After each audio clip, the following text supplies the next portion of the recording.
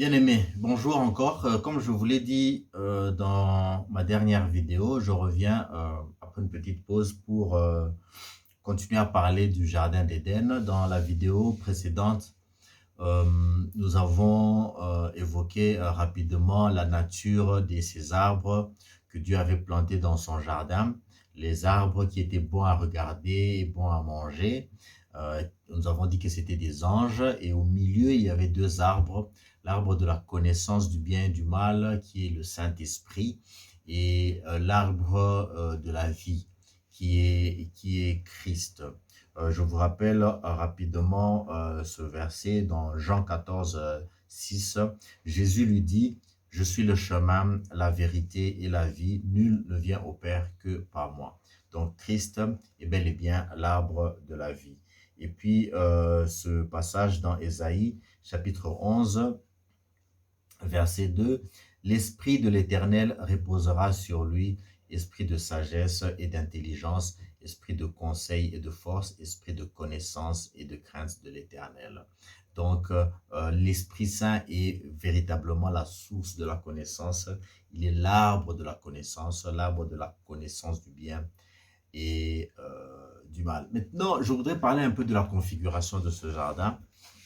Vous aurez remarqué, ce jardin est divisé en bon, pas vraiment le jardin lui-même, hein. Disons, la description de ce lieu euh, nous montre deux parties distinctes. Il y a une partie que Dieu appelle le jardin. C'est là où il reste, c'est là où il a mis l'homme. C'est un endroit agréable, c'est un endroit de félicité, c'est le paradis. Et lorsque l'homme a péché, Dieu l'a chassé du jardin et il s'est retrouvé dans le champ. Alors, nous avons ces deux images entre ces deux, c'est cette image de ces deux lieux. On a d'un côté le jardin, d'un autre côté le champ. Ces deux endroits qui sont presque similaires, mais ils sont différents. Dans le jardin, comme dans les champs, il y a des plantes. Les plantes, nous avons dit, les arbres, ce sont des êtres. Okay. Donc, dans le jardin, il y a des plantes. Dans le champ également, il y a des plantes. Mais la grande différence, c'est que un jardin est un endroit de plaisance. On y est pour le plaisir. On y est pour le bien-être. On y est pour se reposer. C'est beau. Alors que le champ, là où Dieu a mis l'homme après qu'il ait péché, c'est un endroit utilitaire. C'est un endroit essentiellement utilitaire. C'est un endroit de difficulté, c'est un endroit de souffrance, c'est un endroit de peine, de transpiration, hein. Il a dit à l'homme, tu mangeras à la sueur de ton front, parce qu'il était dans le champ. Donc, dans le jardin, l'homme ne souffrait pas. Il n'avait qu'à apprendre à cueillir des arbres, les fruits dont il avait besoin, il avait envie pour se faire plaisir. D'ailleurs, ce n'était pas nécessairement pour le rassasier parce que euh, il était immortel, il n'avait qu'à manger de l'arbre de la vie, il était immortel. Donc les autres arbres, c'était vraiment pour son plaisir. Mais par contre, dans le champ, pour manger, il faut travailler, il faut transpirer, il faut suer. C'est un endroit utilitaire. C'est le monde. Dans le monde, on ne plaisante pas. Dans le monde, on travaille pour vivre. Si tu ne travailles pas, tu ne vis pas. Okay. Donc, il y a ces deux lieux, hein, j'ai envie de dire que le jardin est au milieu, hein, du monde. Okay. Donc, il y a toute la terre, okay, c'est le monde. Mais au milieu, il y a un endroit spécial qui est appelé le jardin.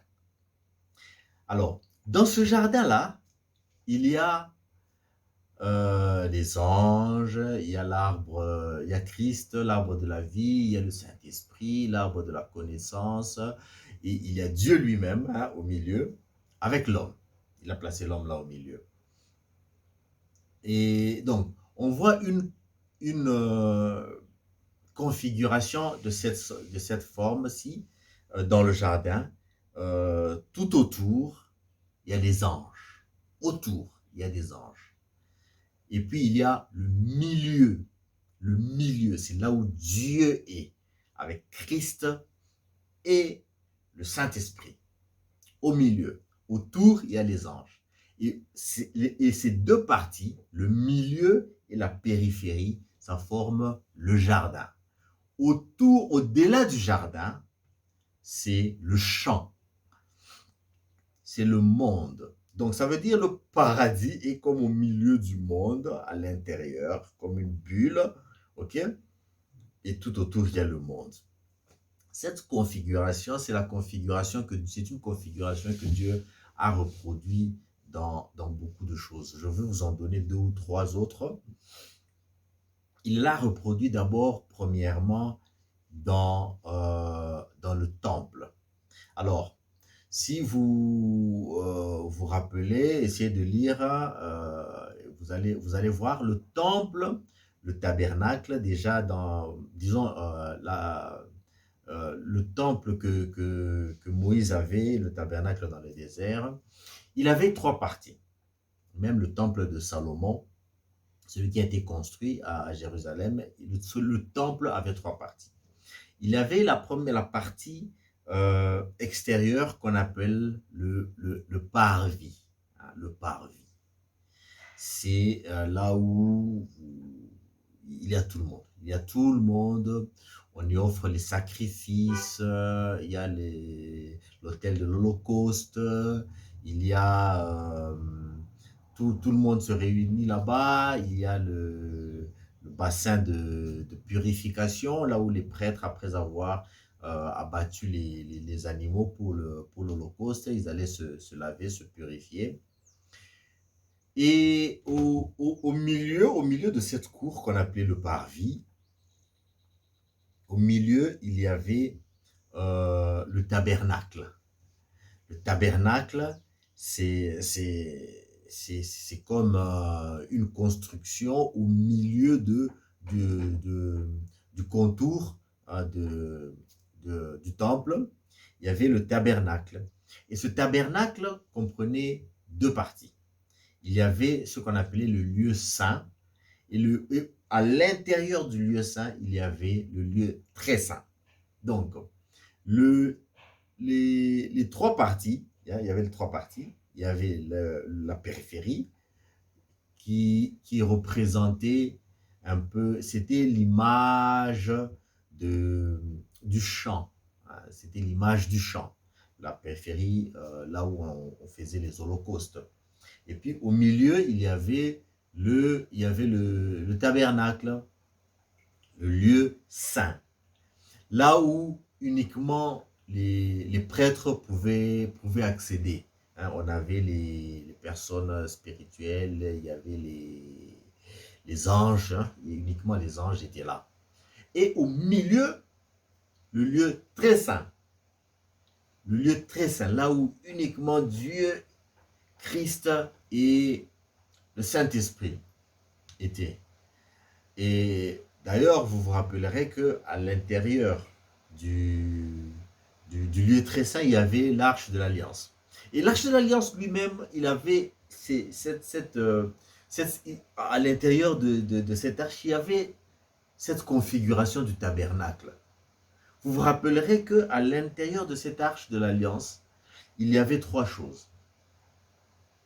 Il y avait les tables de la loi, il y avait le bâton de Moïse qui avait fleuri, et il y avait la manne dont Dieu avait nourri le peuple dans le désert. Ces 3 choses, ce sont les 3 êtres qu'on a dans le jardin d'Éden. La manne, c'est la nourriture à manger. Ok? Ce sont les anges, ce sont les arbres bons à regarder, agréables à regarder et bons à manger. Ce sont les pourvoyeurs de la nourriture. Plutôt le bâton de Moïse qui avait fleuri, ça veut dire que ce bâton avait en lui la vie. Parce qu'il avait fleuri à nouveau après avoir été coupé, il avait fleuri. Donc, il avait la vie. C'était l'arbre, c'est une image de l'arbre de la vie. Et les tables de la loi, c'est la connaissance de ce qui est bien et mal. La loi nous dit qu'est-ce qui est bien et qu'est-ce qui est mal. C'est l'arbre de la connaissance du bien et du mal. Donc ces trois arbres, les anges, le Christ et le Saint-Esprit, étaient encore dans l'arche de l'Alliance. Cette configuration, Dieu l'a reproduit partout là où il va. Il l'a encore reproduit dans l'homme. La Bible dit, nous sommes le temple du Saint-Esprit. Ça veut dire que nous sommes une habitation de Dieu. Et en l'homme, vous retrouvez ces trois parties. Vous retrouvez, il y a une partie qu'on appelle l'esprit, l'âme et la plupart des gens disent le corps. Moi, je préfère dire la chair. Je vais vous expliquer pourquoi. Je pense que ces trois choses immatérielles que sont l'esprit, l'âme et la chair qui constituent l'homme, ce sont des parties immatérielles. Okay? Mais ces trois parties sont présentes, sont incluses dans une enveloppe matérielle qu'on appelle le corps. C'est-à-dire, ce que nous voyons, ce corps que nous voyons, c'est l'enveloppe extérieure du temple. Okay? C'est l'enveloppe extérieure. C'est le mur de contour. C'est ce que vous pouvez voir de l'extérieur. Vous ne pouvez pas voir le tabernacle si vous n'êtes pas à l'intérieur. Vous ne pouvez pas voir le parvis, le lieu saint, le lieu très saint si vous êtes à l'extérieur. Non. Vous ne pouvez pas voir la chair. Vous ne pouvez pas voir l'âme. Vous ne pouvez pas voir l'esprit en étant à l'extérieur. En étant à l'extérieur, la seule chose que vous pouvez voir, c'est le mur qui contourne, le mur de contour du temple. C'est-à-dire que ce corps que vous pouvez voir, c'est ça, c'est juste le mur du temple. Tout ce qui est à l'intérieur fait partie de ce corps-là. La chair, l'âme et l'esprit. Alors, je préfère considérer cette chair comme étant le parvis extérieur. C'est là où on offre les holocaustes. C'est-à-dire notre chair est une partie qui a été appelée à être sacrifiée.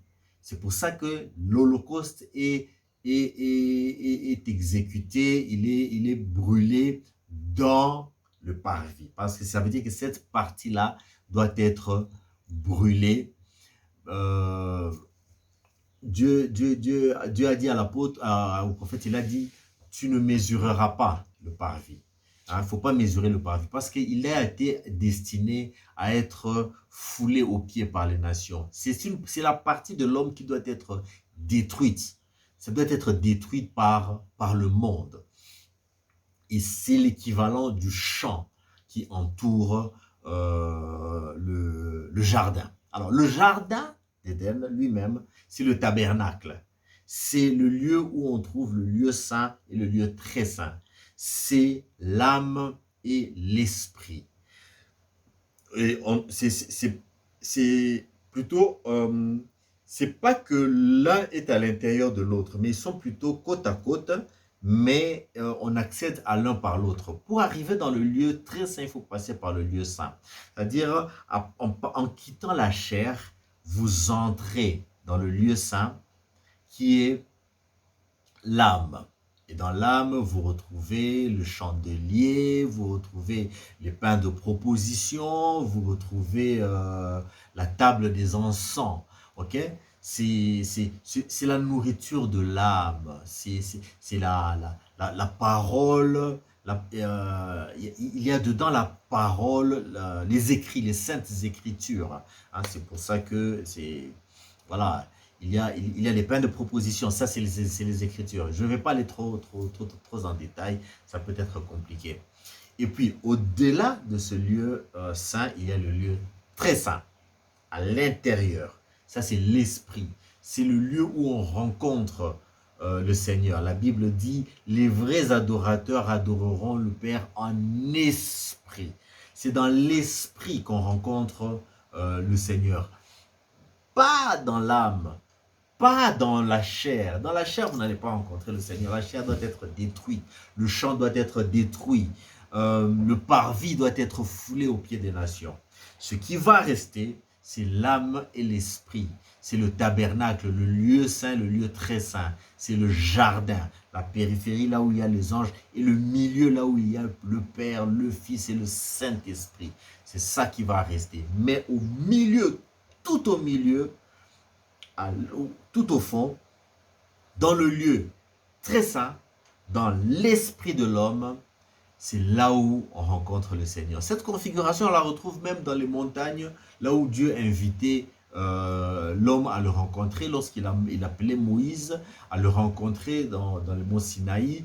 Il y avait trois parties toujours. Il y a en bas de la montagne, c'est là où tout le monde est. C'est tout le peuple est là, est là, ok? Mais sur le flanc de la montagne, uniquement Moïse va venir avec Josué. Okay? Il va venir. C'est le lieu où l'homme de Dieu viendra avec ses acolytes, tous ses disciples. Okay? Et il va. Ils vont l'accompagner là-bas, sur le flanc de la montagne, pendant que tout le peuple reste en bas. Et puis, tout au sommet, il va y aller seul pour rencontrer le Seigneur. Là, c'est le lieu très saint. Là, c'est l'esprit, c'est le milieu du jardin. Rappelez-vous, Jésus, il faisait la même chose. Il irait avec tous ses disciples, ils seront ensemble, et puis, lorsqu'il va aller s'isoler, il va partir avec quelques-uns.